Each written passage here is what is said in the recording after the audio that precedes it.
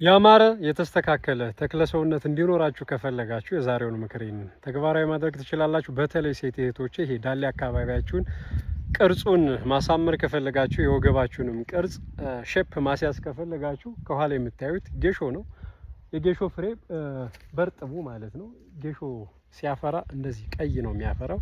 እቺን ፍሬውን በቀን 5 ፍሬ ብትጡ ሴቶች በተለይ ይሄ ዳሌያችሁ አካባቢ ቅርጹ ያማረ ይሆንላችኋል። ጌሾ በባህሪው አንቲ ፈንጋል ነው። ፈንገሶችን በማስወገድ ረገድ ደግሞ ሁነኛ መድኃኒት ነው። እጅ ላይ ለሚወጣ ይሄ ደርመቲክ ለምንላቸው እጅ ላይ ለሚወጣ ቁስለት፣ ቆዳ ላይ ለሚወጣ ቁስለት በተለምዶ እከክ ለምንለው ማለት ነው። እሱን ቀንበጡን ተሰበስቡና ወቅጣችሁ ወዲያው ብትቀቡት ወዲያውኑ አፋጣኝ ምላሽ ይሰጣል። እንዲሁም ደግሞ የምግብ ሰብሎችን የሚያጠቃ ፈንገስን ለማስወገድም ይረዳል።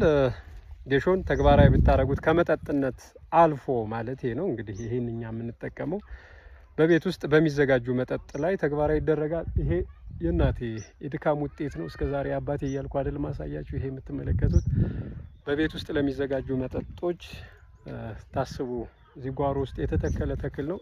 የአባቴ ደግሞ የስራ ውጤት እዛ ታች እያያችሁ ነው። ሰብሎች ተሰብስበው ተወቅተው ገለባውን ያው ሪፍሬሽ ላድርግ ብዬ ወደ ገጠር ወጥቼ ነው ሰሞኑን አዲስ አበባ ድሬ እንደዚህ በየቦታዎች ዞር ስር ስለነበረ አምሮዬ ውጥር ስላለ ሪፍሬሽ ላድርግ ብዬ እጄ ነው ሀገሬ ማማሩ እንደተለመደው። እኔ የገበሬው ልጅ ዮሐንስ ሽፈራው ነኝ። ሴቶች ግን ተግባራዊ አድርጓት ለተክለ ሰውነታችሁ ስትሉ ሰላም።